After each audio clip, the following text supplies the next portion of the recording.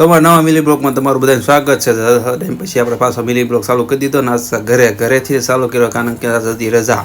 અને હા જો ઘરે વહીએ ને એટલે આપણે છે ને આ બધાને હાસવાના હોય એટલે હાસવાના હતા એટલે આપણે આને ભાઈ કામ આપી દીધું। આ બાટલો પાડવાનો હતો જે આખો જે સૈણા છે ને સૈણાનો, કારણ કે સૈણા છે ને આમાં બાટલામાં ભેરા હોય ને કદી બગડે નહીં છે, નકર પાછા ફોન જોયા કરે।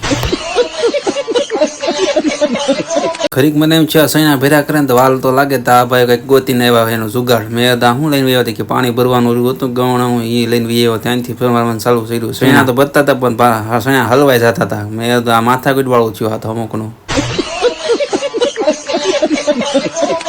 ગવણાથી ઘરી તો નાખ્યા ગયા ગા પછી બાંધવાનું ચાલુ કર્યું કે આખો બાટલો ભરેલો હોય મારો મારો એમ કરી।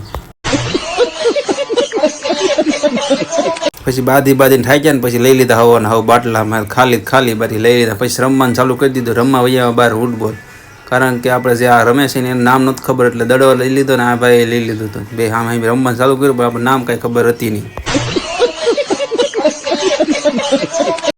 પછી નીકળી ગયા આપણે નોગોદર બાજુ, કારણ કે એક વાર તો આટો મારવા જવું પણ નોગોદર ન જાય ને તો હાલે નહીં, કારણ કે વાદળા જેવા હતા ને મેં તો વરસાદ ન આવે ને પહેલાં જઈ આવી કામ પતાવી આવી ને પછી આવી પાછા રિટર્નમાં।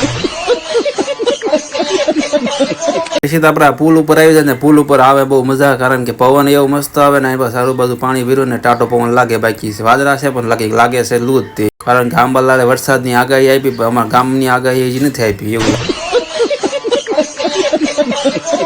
પછી ઘરે વહી આવ્યા ને થાક્યા પાક્યા પછી શરબત બનાવી નાખ્યું। શરબત પીવાની મજા આવે એટલે બરફ ઓગળે એટલી વાર હતી, બરફ ઓગળવાનું કારણ હતું ને આ ભાઈ તો વાર કારના વાર જોતા હતા, નાખો ને બરફ ઓગળે ને કાંઈ નહીં।